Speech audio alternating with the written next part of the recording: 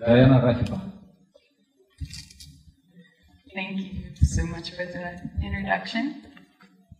So, when I was trying to think about what I was going to talk about today, I was thinking I should talk about immersion, right? Because that's what brings us all here. That's why we're interested in the Fulldome. And that's what brings me to the Fulldome. So, what is immersion, right? I heard it described in the panel here as the wow factor. And really how I would define it after thinking about it is the moment where nothing else matters. You're just totally lost in time and space and lost in this moment. And really that's what keeps bringing us back here. And that's what we try to create for other audiences. So, as a filmmaker who has found myself in the Fulldome, figuring out what you're interested in is really a creative process. And it's all about deciphering what inspires you. So this still right here, it's an image from a film by Jordan Belson. Do you guys know who he is? Anyone? Okay.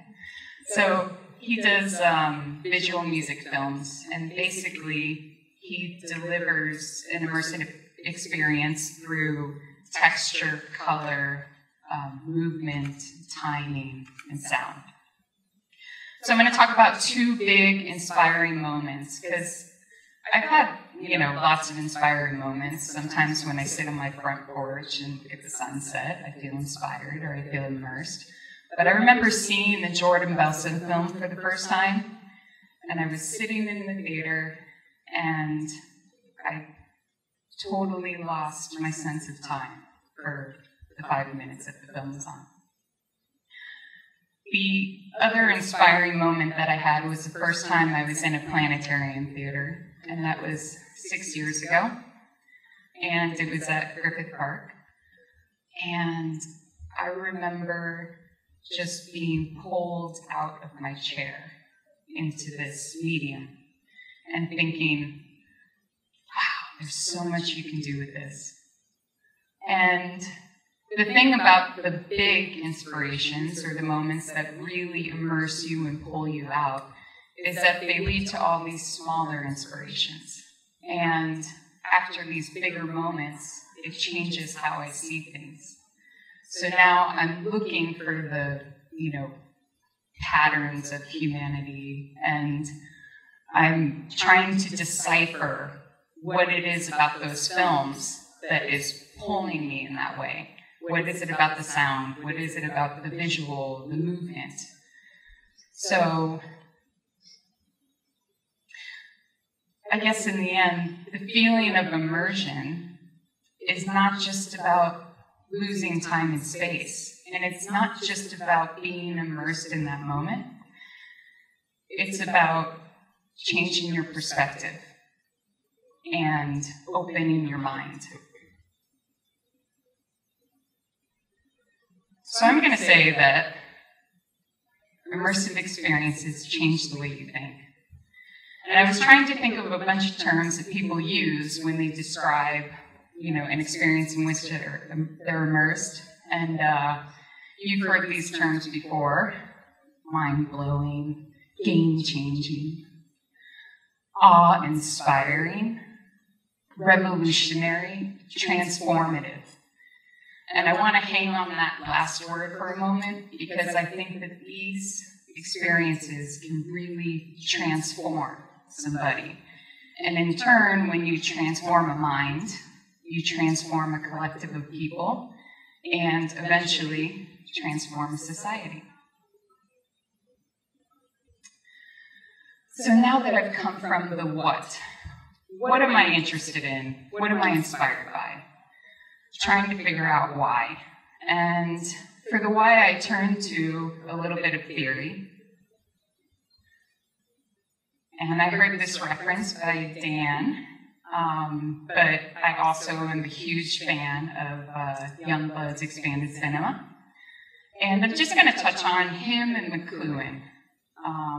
You know, I've read other media theory, but these are two theorists that just really inspire me. So, a new expanded cinema is required for a new consciousness. And that's what I was just talking about, that with the expansion of cinema into immersive space, we actually don't know how that's going to affect how we perceive things, or how everything is going to come together in the collective, and how that's going to shift the consciousness of our entire society. So I mentioned Marshall McLuhan, the medium is the message / massage. And basically what he's saying is that it's not just the message that you're trying to get across, but it's the medium that is altering how the message is perceived. So I'm going to use a different example for this. Let's talk about data. So looking at a sheet filled with numbers versus looking at a pie chart or a graph. Basically, the form in which it comes in alters the way that you're understanding it. And McLuhan also talks about the concept of acoustic versus visual space. And I'll just start by going over what the visual versus acoustic space is. So when he talks about visual space, basically he's saying that with our eyes, we can look at something and we can focus our attention, just like I can focus on this water bottle right here. And I'm not really focused on anything else at that moment. And as a culture and as a society, we've become reliant on our visual perception and the visual way of understanding things. So, you know, that's inherent in writing. You know, we look at letters, we basically perceive things as parts, and when they come together, they make the whole. And through the whole, we have a message or we have an understanding of something. That's also embedded in cinematic language to an extent, because we have the extreme close-up, or we have, let's talk about the Kuleshov effect. We have the picture of the man next to the bowl of soup. And from looking at the man next to the bowl of soup, we perceive that he's hungry. So in contrast, acoustic space, when he talks about acoustic space, the ear has less of the ability to directly focus on one thing. So in a sense, to understand the acoustic space, you must perceive all of it and not just focus on one part. So I'm going to say that the Fulldome is essentially in our acoustic space, because we're perceiving everything, and we're perceiving, you know, the sight, the sound, the peripheral. We're not just focused on one thing at any one time. And what's really, I guess, inspiring and exciting about the Fulldome and the idea of acoustic space is, if we're used to communicating in the visual space, so, you know, all these parts make a message, make a whole, then how is it going to open our minds to be able to understand things in the acoustic space? And I think, you know, that requires a whole different level of understanding. Okay, figuring out how. So I started off making films in the rectangle. And, you know, this is how we're used to seeing everything. We obviously have an evolution of the way that we communicate through the rectangle, going from paintings to, you know, theater, and then we have films, and we have television, and we have phones and tablets, and everything happens in this rectangular space. Now, this is a still from one of my films. It's called Harmonics. It was shot on 35mm film, and all it is doing is taking advantage of the medium's ability to capture light onto film. So the entire film was made of light. And what you're seeing right here is just light shining through a mat. And I cut every single mat at 12 frames per second. I forget how many images I ended up with, but it was a 1-minute film, and my hand really hurt after it. So what I was doing here was relying on the theater to deliver this immersive experience, and it did a great job. You're in a dark room, you're looking at a screen, you have this beautiful sound around you. But as I kept making films, I moved into the peripheral. So this is a still from a film I called Translation of Light. And it originated as just another film set in the rectangle, and I went to screen it in a theater. And this time, I rented an extra screen and put it in the back of the theater. So when the audience came in, they had the image in the front and the image in the back. And from that experience, I wanted them to feel like they were more inside of the film. Moving on to the Fulldome. Like I said, I was inspired by the experience that I had when I saw my first Planetarium show, and decided I would make my own film. And so I went to Dome Fest, and I looked and I saw as many Fulldome films as I could, but my problem ended up being I had no way to see my own film. So what I did is I watched all these films, I took notes on the moments that I liked, then I went online and looked at the Dome Masters, and looked at the scale, looked at the speed, and tried to create my film in a fisheye based on the knowledge of seeing the show and seeing the Dome Master. And so I didn't actually see my film in a real Fulldome theater until, I guess, 2 years after I made it. And so I'm very passionate about working in the Fulldome, and I know that I can only get better the more I can see it. But I do remember the first time I saw my film, and I was like, no, that wasn't how it happened in my head. Okay. So all of this path has led me, I'm just going to check the time. Okay. From, working in the theater, trying to create this more encompassing experiences, moving into Fulldome, and I actually, because I did work in the Fulldome and was able to think about space in a different way, I got a job doing architectural media. So I was art director for a company called Standard Vision for the last 2.5 years. And basically what I was doing there was figuring out how to integrate media into architecture. And what you're looking at here, actually I'll move to the next slide, because this is the bigger version of it. Basically there's 4 of these towers. They're 22 stories high. This project is in Riyadh, Saudi Arabia. And you can see those little dots, and they're basically at the bottom of these triangles, right?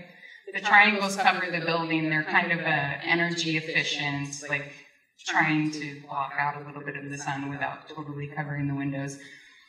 But basically, the lights are at the bottom and shining up on the diamond.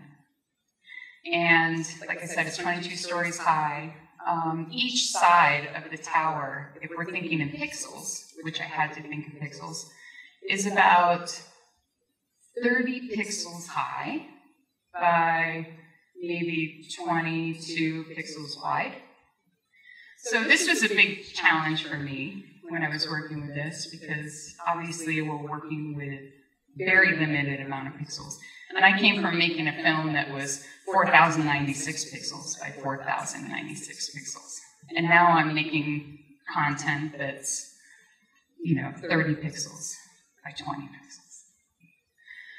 And so what we did with this is we tried to create movement to this building.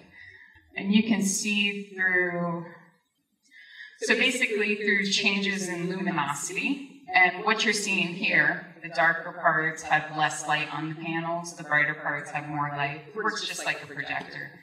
Black is usually the lack of light, and white is the combination of all colors of light.